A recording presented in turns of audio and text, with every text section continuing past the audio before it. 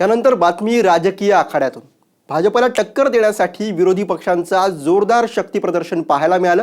ममता बॅनर्जींच्या नेतृत्वात कोलकात्याच्या ब्रिगेड मैदानावर विरोधकांच्या महामेळाव्याचं आयोजन करण्यात आलं होतं। मोदींविरोधात विरोधकांची न भूतो एकी। कोलकाताच्या ब्रिगेड मैदानावर शक्ती प्रदर्शन। मोदींविरोधात 22 पक्षांची एकजूट।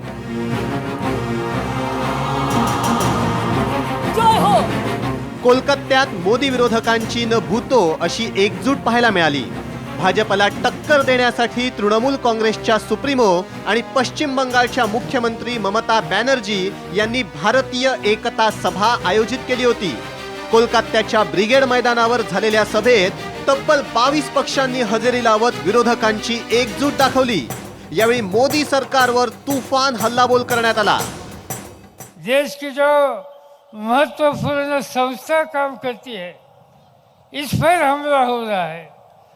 चाहे रिजर्व बैंक हो, चाहे जुडिशरी हो, चाहे मीडिया हो, चाहे सीबीआई जैसी संगठन हो, हम सब लोग देख रहे हैं कि उनके ऊपर हमला करने का प्रयास आज मोदी सरकार के माध्यम से हो रहा है।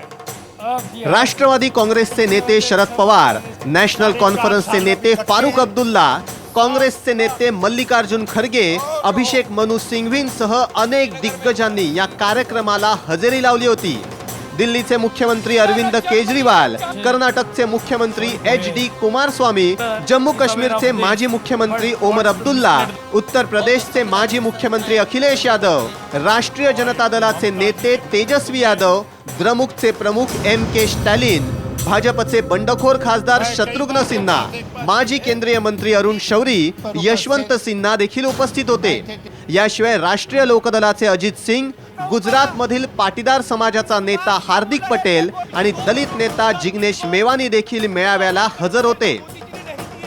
शर्म आती है मुझे कहते हुए कि मेरे देश का प्रधानमंत्री ऐसे लोगों को ट्विटर पे फॉलो करता है जो लोग हमारे देश की महिलाओं को गालियां देते हैं।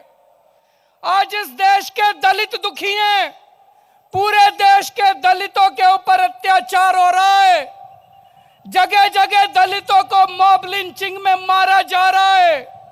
आज इस देश के मुसलमान दुखी हैं, जिनके ऊपर जगह जगह अत्याचार किया जा रहा है। दोस्तों, भाजप विरोधात महाआघाडीला मजबूत करण्याच्या दृष्टीनं शनिवारची भारतीय एकता सभा ही महत्त्वपूर्ण खेळी मानली जाते। मोदी विरुद्ध सगळे हे चित्र आता स्पष्ट होऊ लागलंय। पंतप्रधान पदाची महत्वाकांक्षा बाळगणारे विरोधी पक्षातले दिग्गज नेते एकाच मंचावर यावेळी दिसले। यातले बहुतांश पक्ष हे प्रादेशिक पक्ष आहेत। त्यामुळे आता पंतप्रधान पदाची महत्वाकांक्षा बाळगणारे नेते आणि त्यांचे 20हून अधिक पक्ष प्रादेशिक पातळीवर मोदींविरोधात कशा प्रकारे एकमेकांसोबत जागावाटप करणार, एकमेकांना जागा सोडणार, मोदी विरोधात कसा प्रचार करणार, व्यूहरचना आखणार, हे पाहणं रोचक ठरणार आहे। अनिकेत पेंडसे, साम TV।